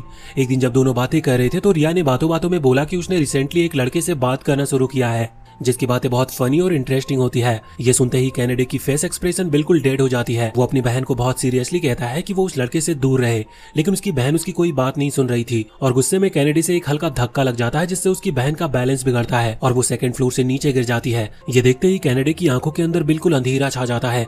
वो भाग के नीचे आया और अपनी बहन को देखता है, जो जिंदा तो होती है, लेकिन जैसे ही कुछ बोलने जा रही होती है उसकी जान अपने भाई के हाथों में ही छूट जाती है। कुछ दिनों के बाद कैनेडे एक फ्यूनरल ऑर्गेनाइज करता है अपनी सिस्टर के लिए, लेकिन उसकी बहन का ऑब्सेशन इतना ज्यादा था कि उसने अपनी बहन की बॉडी को प्रिजर्व करके रख दिया था और अपनी बहन के सामने जाकर उससे माफी मांगते हुए अपनी जान लेने जा रहा था। तभी उसके पास वो एंजल आती है जो उससे कहती है कि अगर वो चाहे तो इस दुनिया का गॉड बनकर अपनी सिस्टर को फिर से जिंदा कर सकता है, और उसकी एक होप ही काफी थी कैनेडे को गॉड कैंडिडेट बनाने के लिए। और इसीलिए उसने ये भी डिसाइड किया कि वो उन सभी लोगों को मार देगा जो गॉड कैंडिडेट्स हैं। यहाँ प्रेजेंट में कैनेडे और मिराई की फाइट टीवी पर टेलीकास्ट की जा रही थी। कैनेडे ये भी कहता है कि भले ही वो भगवान में नहीं मानता और एंजल तो सिर्फ कोई एलियन भी हो सकते हैं, लेकिन फिर भी अगर 2% चांसेस भी है उसकी बहन को वापस जिंदा होने का, तो वो ये जरूर करेगा। उसकी बातों को पूरी दुनिया सुनती है, लेकिन तभी साकी उससे पूछती है कि उसके बहन के वापस से जिंदा होने के बाद वो क्या करेगा। लेकिन कैनेडे साकी पर चिल्लाता है क्योंकि वो लोगों की फाइट के बीच में नहीं बोल सकती, और इतना बोलकर वो मिराई की तरफ एरो शूट कर देता है, जिसे मिराई डॉज कर लेता है। फिर मिराई भी उसके ऊपर अटैक करता है, लेकिन कैनेडे भी डॉज कर लेता है। लेकिन इसमें वो थोड़ा टाइम लेता और कहता है कि अगर वो गॉड बनेगा तो वो उन सभी लोगों को मिटा देगा जो कि एक एवरेज सैलरी से कम कमाते हैं, और जो लड़कियां सुंदर नहीं है उन्हें भी वो मिटा देगा। उसका इतना खतरनाक प्लान सुनने के बाद अब मिराई को और भी ज्यादा कंफर्म हो गया था कि कैनेडे को कभी गॉड बनने नहीं दिया जाना चाहिए। मिराई उसके ऊपर एरो एम करता है, लेकिन कैनेडे भी अपने एरोस की तरफ एम करते हुए कहता है कि अब इस फाइट को खत्म करते हुए जो भी पहले अटैक करके डॉज नहीं कर पाएगा वो खत्म। लेकिन मिराई के मन में डाउट होता है कि शायद ये असली कैनेडे नहीं है, इसीलिए वो अपना फेस शो करता है। फेस देख लेने के बाद अब वो कंफर्म हो जाता है और वो एरो को एम करता है, और वहीं इधर सिटी में एक आदमी कैनेडे के सपोर्ट में चीयरिंग करने लगता है। मिराई भाग कर जाता और कैनेडे पर रेड एरो से अटैक करता है।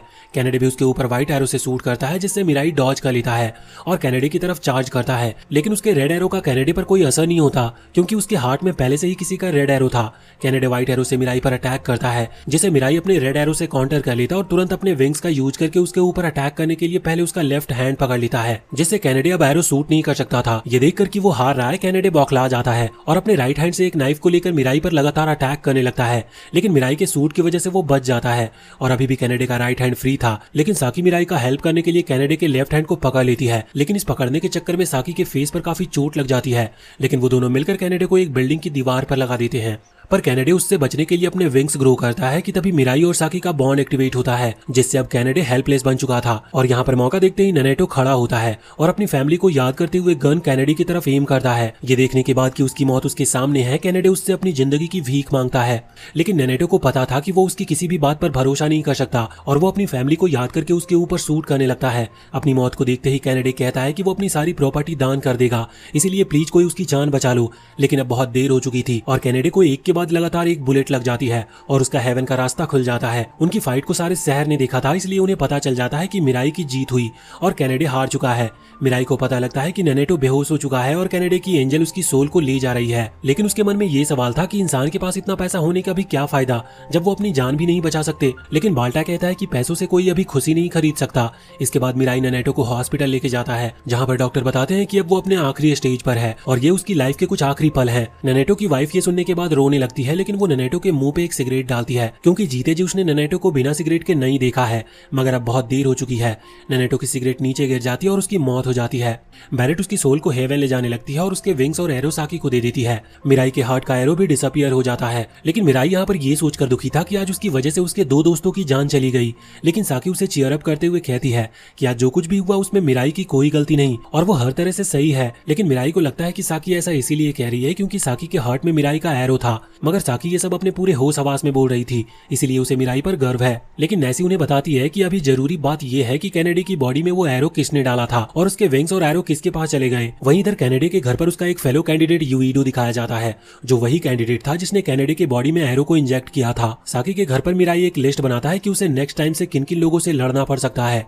तभी साकी उसके लिए डिनर लेके आती है, लेकिन तब तक मिराई थक के सो चुका था और साकी भी उसे बिना डिस्टर्ब किए उसे सोने देती है। चर्च पे मिराई साकी के हाथों का बना ब्रेकफास्ट करता है, जिसे खा के वो बताता है कि उसके पेरेंट्स के जाने के बाद उसने पहली बार इतना अच्छा खाना खाया है। वहीं इधर चर्च में सभी एंजल एक मीटिंग करते हैं, जिसमें वो डिस्कस कर रहे थे कि कौन सा कैंडिडेट गॉड बनने के लिए सबसे सही रहेगा। जहाँ पे एंजल ऑफ ट्रुथ कहता है कि इंसान गॉड बनने के लायक नहीं है, लेकिन एक एंजल गॉड ऑफ गेम्स बताता है कि 800 डेज पूरे होने से पहले वो एक वर्दी कैंडिडेट को जरूर ढूंढ लेगा। मिराई और साकी जहाँ पर लंच कर रहे थे, वहाँ पर जल्दी जल्दी में रेवेल आता है, जो बताता है कि एक और कैंडिडेट ने खुद को रिवील कर दिया है और वो अभी टीवी पर इंटरव्यू दे रहा है। मिराई और साकी जल्दी से टीवी ऑन करके इंटरव्यू देखते हैं, जहाँ पर यूइडो खुद को सबके सामने इंट्रोड्यूस करता है और उसके सामने ही उड़ने भी लगा था, जिसे देखकर न्यूज रिपोर्टर कहती है कि उसके पास ये पावर कैसे आई। जिसका जवाब देने के लिए यूइडो रिपोर्टर को सारी इन्फॉर्मेशन दे देता है कि कैसे एंजल धरती पर आए और अब सिर्फ 6 ही कैंडिडेट जिंदा हैं जो गॉड बनने के लिए वर्दी हैं। यूइडो बताता है कि जब वो स्कूल में था तब कोई भी उसके ऊपर ध्यान नहीं देता था और सभी कोई उससे दूर ही रहते थे, जिसकी वजह से वो एक दिन अकेलेपन में कुछ मेडिसिन का ओवरडोज लेने वाला था। लेकिन तभी उसे एक एंजल मिला जिसने उसे विंग्स दिए हैं और अपने स्कूल में एरो का यूज करके यूइडो ने सभी को अपना दोस्त भी बना लिया है। लेकिन एक दिन जब उसने सूट गाय का टीवी पर इंटरव्यू देखा तब वो उससे बहुत ही इंस्पायर हो गया था। लेकिन जब मिराई ने कैनेडे को हराया तब यूइडो को लगने लगा कि कैनेडे कितना गलत था और अगर दुनिया में कोई गॉड बनने के लिए सही कैंडिडेट है तो वो सिर्फ मिराई है। यूइडो के पास मिराई की एक फोटो भी है जिसे वो खुलेआम दुनिया को दिखाता है। अपनी फोटो देखकर मिराई बहुत शॉक था, क्योंकि अब पूरी दुनिया को उसकी हकीकत पता चल जाने वाली थी। लेकिन साकी रेवेल से पूछती है कि अगर सभी कैंडिडेट्स मिराई को गॉड बनाने के लिए मान जाए तो क्या वो गॉड बन सकता है, जिस पर रेवेल बताता है कि हाँ ऐसा हो सकता है, लेकिन सभी कैंडिडेट्स को ये चीज बिना किसी रेड एरो के इफेक्ट के माननी होगी। यूइडो का जहाँ पर इंटरव्यू चल रहा था वहाँ पर आर्मी आ जाती है जो उसके ऊपर नेट फेंकती है उसे पकड़ने के लिए, लेकिन यूइडो एक सेकंड में ही उन सभी की आंखों से ओझल हो गया था और सब देखते रह जाते हैं। कुछ दिनों के बाद साकी और मिराई एक साथ लंच कर रहे थे, जहाँ पर साकी मिराई को कहती है कि जल्दी सारी दुनिया उसके बारे में जान जाएगी, इसीलिए वो चाहती है कि वो मिराई के साथ किसी और जगह पर चले जाए जहाँ पर कोई भी उन्हें ना ढूंढ सके और मिराई के साथ शादी करके वो अपनी न्यू लाइफ शुरू करे और वहाँ पर वो लोग बड़े आराम से रह सकते हैं। ये सब सुनकर मिराई को भी अच्छा लगता है, लेकिन वो बताता है कि अपनी रिस्पॉन्सिबिलिटी से वो भाग नहीं सकते, इसीलिए उन्हें यहीं पर रहना होगा। कुछ हफ्तों बाद अब वो दोनों फिर से कॉलेज जाना शुरू कर चुके थे, जहाँ पर दोनों एक दूसरे से अनजाने होने का नाटक करते हैं। एक दिन जब मिराई घर जा रहा था तो एक ब्लैक कार उसके पास आकर खड़ी हो जाती है, जिसमें से एक आदमी जिसका नाम हौसी था वो बाहर आता है और मिराई से कहता है कि उसे उनका सीक्रेट पता है और मिराई शांति से कार में बैठ जाए। लेकिन मिराई अपने विंग्स को ओपन करता है और एक रेड एरो से हौसी की तरफ एम करता है। मिराई के हाथों की पोजीशन को देखकर हौसी बताता है कि वो उसके एरो को देख नहीं सकता, लेकिन शायद मिराई उससे फाइट करना चाहता है। उसका इतना सटीक अंदाजा देखकर मिराई समझ जाता है कि ये कोई आम पुलिस ऑफिसर नहीं है। हौसी खुद को इंट्रोड्यूस करता है और बताता है कि उसकी एक पार्टनर साकी को भी सेम बात बताने गई है, जिसके बाद एक लड़की की चीखें आती है और मिराई बुरी तरह डर जाता है और उस आवाज की तरफ जाता है। लेकिन साकी बिल्कुल ठीक थी, लेकिन उसने उस औरत को रेड एरो से शूट कर दिया था। हौसी वहाँ अपनी पार्टनर को देखकर यह अंदाजा लगाता है कि शायद उसके ऊपर रेड एरो से शूट किया है। हौसी बताता है कि ये औरत उसकी वाइफ है। साकी थोड़ा डर गई थी, लेकिन हौसी बताता है कि वो उन दोनों को कोई नुकसान नहीं पहुंचाना चाहते, बल्कि वो तो उन दोनों की जान बचा रहे हैं। उसकी बातों से कन्विंस होकर दोनों होसी के साथ चलने को तैयार हो जाते हैं। रास्ते में होसी उन दोनों को बताता है कि अब यूइडो की वजह से सारी दुनिया ये कैंडिडेट्स के बारे में जानती है, लेकिन कुछ देश ऐसे भी हैं जो कैंडिडेट्स को पकड़ना चाहते हैं अपने फायदे के लिए। लेकिन होसी समझ जाता है कि ये सब कितना डेंजरस हो सकता है, इसीलिए उसे साकी और मिराई की हेल्प चाहिए बाकी कैंडिडेट्स को ढूंढने और उन्हें किसी सेफ जगह तक पहुंचाने के लिए। होसी उन्हें लेकर अपने घर में जाता है जहां पर वो उन्हें आराम करने को कहता है। साथ ही वो अपनी वाइफ यूमिकी को कहता है कि उन्हें हेडक्वार्टर में रिपोर्ट करने जाना है, लेकिन यूमिकी साकी के एरो के इफेक्ट में थी। साकी को ये देखकर थोड़ी शर्मिंदगी फील होती है और वो यूमिकी को कहती है कि वो होसी के साथ ही जाए। जाते हुए होसी उन्हें न्यू फोन्स देता है जिनमें उनकी सारी इन्फो थी और उन्हें फोन देकर वो वहां से चला जाता है। घर पर बैठे हुए मिराई साकी को बताता है कि उसके हिसाब से होसी ने जानबूझकर अपनी वाइफ को रेड एरो से सूट होने दिया ताकि वो हम दोनों का विश्वास जीत सके, लेकिन साकी को लगता है कि शायद वो दोनों सचमुच में उनकी हेल्प करना चाहते हैं। रात में होसी और यूमिकी वापस आते हैं और होसी साकी से रिक्वेस्ट करता है कि वो यूमिकी को विंग्स दे दे ताकि वो एंजल को देख सके। साकी भी थोड़ा सोचकर यूमिकी को विंग्स दे देती है, जिन्हें पाते ही यूमिकी उड़ने लगी थी और उसे एंजल्स भी दिखने लगते हैं। ये देखकर होसी उन्हें बताता है कि उसे कुछ लोगों पर शक है जिन्होंने ये कन्फेस किया है कि वो भी कैंडिडेट हैं। जिसके बाद मिराई डिसाइड करता है कि वो एक एक करके सबसे मिलने जाएगा और कंफर्म करेगा कि कौन सच्चा है और कौन सिर्फ झूठ बोल रहा है। सबसे पहले वो एक आदमी की चलती कार के सामने खड़ा हो जाता है जिसने खुद को कैंडिडेट बताया था, लेकिन मिराई कंफर्म करता है कि वो झूठ बोल रहा है। हालात देखते हुए साकी यूमिको को रेड एरो भी दे देती है ताकि वो भी मिराई का हेल्प कर सके। और अब नेक्स्ट वो एक लड़के के सामने जाकर खड़ा हो जाता है और उस पर रेड एरो एम करता है। इस लड़के का नाम मीना मिकावा था जो मिराई को देखकर सरेंडर कर लेता है। मिराई उससे कहता है कि वो उड़ क्यों नहीं गया, तो मीना मिकावा कहता है कि उसके पास विंग्स नहीं है, जिससे मिराई को लगता है कि ये सिर्फ एक लो लेवल कैंडिडेट है। इसके बाद पास के ही एक घर में एक छोटा भाई अपने बड़े भाई को बताता है कि उसने रेड एरो का यूज करके अपने मॉम डैड को मार दिया है और अब उसके भाई को मरना होगा। और इतना बोलकर वो बड़े भाई पर एरो शूट करता है, लेकिन सही टाइम पर मिराई वहां पर आकर एरोस को डिफ्लेक्ट कर देता है। तभी वहां पर उस लड़के का एंजल उगारो आता है, जिसके बाद मिराई मीना मिकावा से पूछता है कि सिर्फ उसी के पास कोई एंजल नहीं है, लेकिन मीना मिकावा कहता है कि उसके पास शुरू से ही कोई एंजल नहीं है, शायद इसीलिए क्योंकि वो एक लूजर है। उनकी बातों को सुनकर वो बच्चा अपना नाम सूजी बताता है और मिराई से रिक्वेस्ट करता है कि मिराई सूजी को मार दे क्योंकि उसने रेड एरो का यूज करके वो सभी चीजें कर ली जिसे उसे नहीं करना चाहिए था। सूजी बताता है कि कुछ महीनों पहले जब उसके ग्रैंडफादर कोमा में थे तो उन्हें लाइफ से फ्री करने के लिए उसने रेड एरो की मदद से उन्हें सुसाइड करने का ऑर्डर दिया था, जिसके बाद उसने अपने डैड को भी सेम ऑर्डर दिया क्योंकि उसकी मॉम किसी और दूसरे आदमी के साथ भाग गई थी और उसके डैड बहुत अकेला फील कर रहे थे। और जब एक दिन उसकी मॉम मिली तो उसने उन्हें तब तक सॉरी बोलने को बोला जब तक वो मर नहीं गई। इतना कुछ करने के बाद सूजी को लगने लगा था कि वो गॉड ऑफ डेथ है और वो किसी को भी कहीं भी और कैसे भी मार सकता है, लेकिन मिराई उससे कहता है कि इन चीजों के लिए उसे जेल भी हो सकती है। ये सुनकर वो लड़का थोड़ा चौंक जाता है, लेकिन मिराई को कहता है कि एक लास्ट टाइम वो अपने भाई को मारना चाहता है, उसके बाद उसे जो भी सजा मिलेगी उसे मंजूर होगी। लेकिन मिराई इसके लिए बिल्कुल भी मना कर देता है और मीना मिकावा बीच में बोल पड़ता है कि हर इंसान का जन्म किसी पर्पस के लिए होता है, इसीलिए उसे भी जल्द से जल्द वो मकसद ढूंढ लेना चाहिए। उनकी बातों को सुनकर सूजी अपने भाई को छोड़ देता है, लेकिन रेबल उसे बताता है कि कुछ ही दिनों में बाकी दुनिया को भी उसके गॉड कैंडिडेट होने का पता लग जाएगा, इसलिए उसे हमारे साथ चलना चाहिए और सूजी मान जाता है। होसी के घर पर पहुंचने के बाद सूजी यूमिकी को देखकर शर्मा गया था और एक कोने में जाकर बैठ जाता है और सभी को बताता है कि उसे गॉड बनने की कोई इच्छा नहीं है, लेकिन वो बस इतना चाहता है कि जितने भी बुरे लोग हैं वो इस दुनिया से खत्म हो जाए, जैसे कि उसकी मॉम। लेकिन होसी उसे कहता है कि दुनिया में अच्छे लोग हैं और सूजी को तब तक जिंदा रहना चाहिए कोई न्यू गॉड ना आ जाए। अगले दिन मिराई और साकी टाउन में जाते हैं और सभी लोगों को सामने से बताते हैं कि गॉड कैंडिडेट किसी भी सिविलियन को नुकसान नहीं पहुंचाना चाहते। तभी वहां पर यूविडो आता है जो खुद को मिराई का सबसे बड़ा फैन बुला रहा था, लेकिन मिराई कहता है कि उन्हें कहीं दूर जाकर बात करनी चाहिए। यूविडो मान जाता है और वो लोग स्पेस में जाते हैं जहां मिराई उसे समझाता है कि उन्हें आपस में ही सभी कैंडिडेट से बात करके एक गॉड चुन लेना चाहिए। यूविडो उसकी बात समझ जाता है। उसी रात एक मेंशन में एक कैंडिडेट को गवर्नमेंट की फुल सिक्योरिटी में रखा गया था। यूरी से मिलने सभी एंजल्स आते हैं जो मिराई के प्लान के बारे में उसे बताते हैं। वो उनका ऑफर एक्सेप्ट कर लेती है और वो खुद को वहां से निकालने के लिए बेहोश होने का नाटक करती है और जैसे ही कुछ बॉडीगार्ड उसे लेने आते हैं वो उन पर रेड एरो से अटैक करके उन्हें ऑर्डर देती है कि वो यूरी को सेफली एस्केप करने में हेल्प करे। तीनों बॉडीगार्ड उसे एस्केप करने में वहां से हेल्प करते हैं और वो बाकी सिक्योरिटी का ध्यान अपनी तरफ करते हैं। तब तक यूविडो वहां आता है जो यूरी की हेल्प करने के लिए उसे विंग्स देता है, जिसके बाद यूरी सभी के साथ आराम से एस्केप कर जाती है। वापस आते हुए यूविडो उनसे अलग हो जाता है क्योंकि वो गवर्नमेंट के किसी भी एजेंट पर यकीन नहीं कर सकता था। नेक्स्ट मॉर्निंग होसी सभी कैंडिडेट से पूछता है कि उनके हिसाब से गॉड किसे बनाना चाहिए। सभी कोई मिराई का नाम लेते हैं, लेकिन सूजी अपने एंजल से पूछता है कि एक गॉड क्या क्या कर सकता है।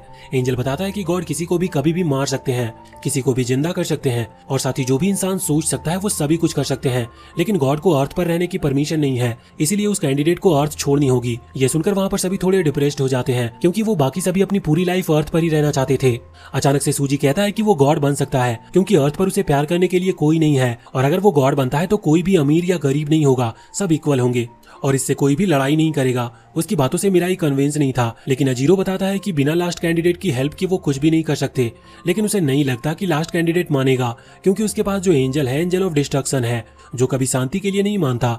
उसे हमेशा चीजों में फाइट पसंद है। नेक्स्ट डे सभी कैंडिडेट फिर से टाउन में शो होते हैं, जहां पर एंजल ऑफ डिस्ट्रक्शन मूनी भी आता है, जो बताता है कि लास्ट कैंडिडेट तभी यहां पर आएगा जब वो लोग अपनी बात पूरी कर लेंगे। एंजल के अचानक से टाउन में दिखने से वहां एयरफोर्स आ जाते हैं, जिनसे बचने के लिए सभी कैंडिडेट्स टाउन के अलग अलग हिस्सों में चले गए थे। जहां पर मिराई बताता है कि अब सभी कैंडिडेट्स नेताओं की तरह आपस में कुछ प्रॉमिस करेंगे और जिसके प्रॉमिस जनता को अच्छा लगेगा वही गॉड बनेगा। और यहाँ पर सूजी शुरू करता है। वो बताता है कि वो दुनिया में समानता लाएगा। यूरी कहती है कि वो सारी दुनिया में रोबोटिक्स को कंपलसरी कर देगी, जिससे ह्यूमन को कोई काम करना ना पड़े।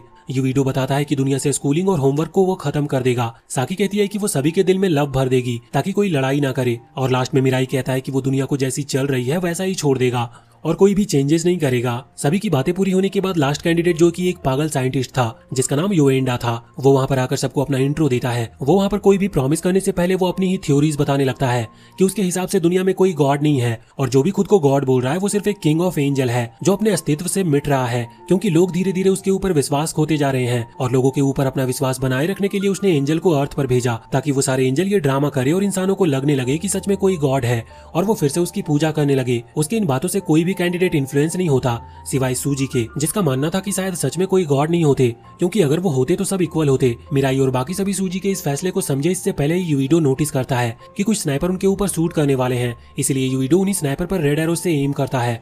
मिराई उसे रोकता है क्योंकि ये एक ट्रैप था। जैसे ही यूविडो स्नाइपर के करीब जाता है तो वो शूट कर देते हैं और मिराई और साकी पर भी वो शूट करते हैं। मिराई जैसे तैसे उनसे बचकर यूविडो को बचाने के लिए जाता है, लेकिन उससे पहले योएंडा यूविडो की बॉडी को पकड़ लेता है और उस पर व्हाइट एरो से अटैक करके उसके सारे विंग्स और एरो खुद लेके वहां से गायब हो जाता है। सूजी भी उसके साथ ही चला जाता है, लेकिन अपने हेडक्वार्टर पर पहुंचते ही योएंडा सूजी से उसके विंग्स को ले लेता है। अब सिर्फ 5 ही कैंडिडेट जिंदा थे। होसी के घर पर यूमी मिराई से बात कर रही थी कि वो जिंदगी भर अकेली रही है और इन पावर की वजह से उसने दोस्त बना लिए हैं, इसलिए वो मिराई को कहती है कि अगर वो गॉड बन भी जाए तो प्लीज वो यूरी की पावर को वापस ना ले। होसी के घर पर यूरी मिराई से बात कर रही थी कि वो जिंदगी भर अकेली रही है और इन पावर की वजह से उसने दोस्त बनाए, इसीलिए वो मिराई से कहती है कि अगर वो गॉड बन भी जाए तो प्लीज उसकी पावर को वो वापस ना ले। कुछ दिनों के बाद जब यूमी का एरो वैनिश हो गया था और तीनों कैंडिडेट एक सेफ जगह शिफ्ट हो चुके थे, तभी मेयर का एक इंटरव्यू रिलीज होता है जिसमें वो अनाउंस करते हैं कि उन्हें गॉड कैंडिडेट से कोई दिक्कत नहीं है, इसीलिए वो लोग इसे आपस में ही सॉल्व कर ले। लेकिन योंडा सभी लोगों से कुछ कहना चाहता है। तभी योंडा टीवी पर आता है जो बताता है कि वो सभी कैंडिडेट को एक साथ मारना चाहता है, इसीलिए सभी एक जगह मिलकर मौत की लड़ाई लड़े और जो इसमें जीत जाए वो गॉड बन जाए। उसकी बातें सुनने के बाद रेवल बोलता है कि अगर इस फाइट में सभी कैंडिडेट्स मर जाते हैं तो गॉड भी वैनिश हो जाएंगे। मैच से एक रात पहले मिराई कन्फेस करता है कि वो गॉड बन भी जाता है, तब भी उसे ये नहीं पता कि ह्यूमन कब तक उसके ऊपर यकीन करेंगे और हो सकता है कि एक दिन वो भी मिट जाए। लेकिन साकी कहती है कि अगर सारी दुनिया उसे भूल भी जाए तब भी साकी उसे याद रखेगी, इसीलिए वो कभी भी वैनिश नहीं होगा। मैच के दिन सभी कैंडिडेट योंडा की बताई जगह पर आते हैं, जहाँ योंडा बताता है कि उसे गॉड पर कोई भरोसा नहीं है, लेकिन वो चाहता है कि इस दुनिया पर ह्यूमन का राज हो, जिसके लिए उसने खुद के ऊपर काफी एक्सपेरिमेंट किए हैं। जिसके बाद उसे समझ आया कि ह्यूमन लाइफ बहुत छोटी है साइंस को डेवलप करने के लिए, इसीलिए अगर वो गॉड बन जाता है तो दुनिया में रोबोट्स और आर्टिफिशियल ह्यूमन को बनाएगा जो ज्यादा स्मार्ट होंगे और रेगुलर ह्यूमन की तरह नेचर को गंदा भी नहीं करेंगे। उसके इरादे सारी दुनिया सुन रही थी। इसके बाद योंडा बताता है कि वो मिराई से अकेले में बात करना चाहता है, इसलिए बाकी कैंडिडेट यहाँ से जा सकते हैं। उसके जाने के बाद मिराई उससे कहता है कि उसके मन में इतने पागलपन वाले आइडिया आते कैसे हैं। वो कहता है कि गॉड की कोई उम्र नहीं होती, लेकिन इंसानों की होती है, इसीलिए हमें भी गॉड जितनी लाइफ चाहिए, जिसके लिए ये जरूरी है। मिराई उसके ऊपर व्हाइट एरो एम करके शूट करता है, लेकिन योंडा उसे डॉज कर लेता है और वो मिराई से एक सवाल पूछता है कि अगर उसे गॉड की पोस्ट और साकी में चॉइस मिले तो वो किसे चुनेगा। मिराई बिना टाइम लिए जवाब देता है कि साकी को, क्योंकि गॉड बनकर भी शायद उसे वो खुशी ना मिले जो साकी के साथ रहकर उसे मिलती है। उसकी बातों से योंडा को लगता है कि मिराई एक पागल आशिक है जिस पर प्यार का भूत सवार है, लेकिन मिराई बताता है कि प्यार ही उसे ह्यूमन बनाता है, क्योंकि मशीन के पास दिल नहीं होता। योंडा भी अब डिसाइड करता है कि वो इस लड़ाई को व्हाइट एरो से ही शुरू करेगा, लेकिन वो मिराई को बताता है कि उसने साकी और यूरी को किडनैप करवा लिया है और इसीलिए अगर वो उसे बचाना चाहता है तो वो खुशी खुशी मर सकता है। मिराई भी खुद को सरेंडर कर लेता और जैसे ही योंडा उसके ऊपर व्हाइट एरो शूट करने वाला था, नेसी वहां पर आकर मिराई को बचाकर ले जाने लगती है, क्योंकि वो नहीं चाहती कि मिराई साकी को गुड बाय बोले मर जाए। लेकिन तभी नेसी को कुछ होता है और वो रुक जाती है और उसके आसपास एक डार्क बबल समन हो जाता है। मिराई नीचे गिर रहा था, तभी होसी उसे बचाने आ जाती है, लेकिन मिराई को समझ नहीं आता कि नेसी को क्या हो रहा है। तभी नेसी बताती है कि वो सेकंड रैंक में प्रमोट हो गई है, इसीलिए अब मिराई को एरो और विंग्स में कोई एक चीज को चुनना होगा और मिराई एरो को शूट करता है और नेसी उस डार्क बबल से फ्री हो जाती है। नेसी मिराई को फील्ड में जाने से मना करती है, लेकिन मिराई साकी की जान खतरे में नहीं डाल सकता था, इसलिए वो वापस से फील्ड में जाता है। और वहीं इधर यूरी और साकी को सूजी ने बांध करके रखा था। साकी सूजी को बताती है कि सूजी के पास लव करने वाला नहीं है, लेकिन मिराई उसे बहुत प्यार करता है, इसलिए वो जीना चाहती है। यूरी भी कहती है कि वो और नए दोस्त बनाना चाहती है। उनके जवाब सुनकर सूजी का दिल भी पिघलने लगता है। इधर फील्ड में योंडा मिराई पर व्हाइट एरो एम करके शूट करता है, लेकिन इस बार साकी उसे बचा लेती है, जिसे वहां देखकर योंडा सूजी पर गुस्सा होता है, लेकिन वो बताता है कि वो अपनी खुशी के लिए किसी दूसरे को दुख नहीं पहुंचाना चाहता। तभी योंडा के पीछे यूरी आ जाती है, जो उस पर व्हाइट एरो से शूट करती है, लेकिन नेसे योंडा को बचा लेती है, क्योंकि वो जानती है कि मिराई और लोगों की मौत नहीं सह सकता। वो पहले ही अपने काफी दोस्तों को खो चुका है। ये बोलते ही नेसी को फिर से स्पेशल रैंक एंजल में प्रमोट कर दिया जाता है। जो लोग ये सब देख रहे थे उन्हें अभी भी समझ नहीं आता कि गॉड कौन बनने वाला है, लेकिन सूजी सबके सामने आता है और बताता है कि वो गॉड बनने के लिए रेडी है, क्योंकि इसके बाद वो अर्थ पर ही रहेगा।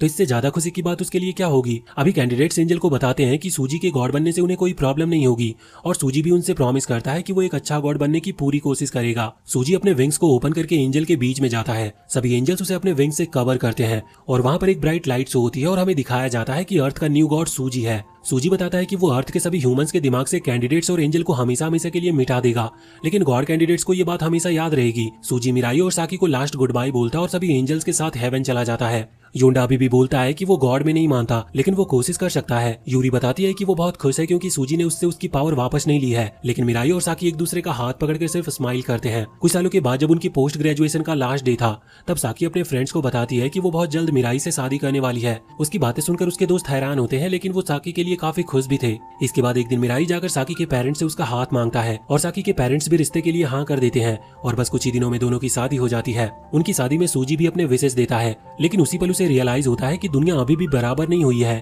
लोग अभी भी दुखी हैं। ये देखकर सूजी को बिल्कुल अच्छा नहीं लगता। वो अपने एंजल से एक इमरजेंसी मीटिंग बुलाने को बोलता है, लेकिन उसके जाते ही वो एक एक करके सभी एंजल को इरेज कर देता है।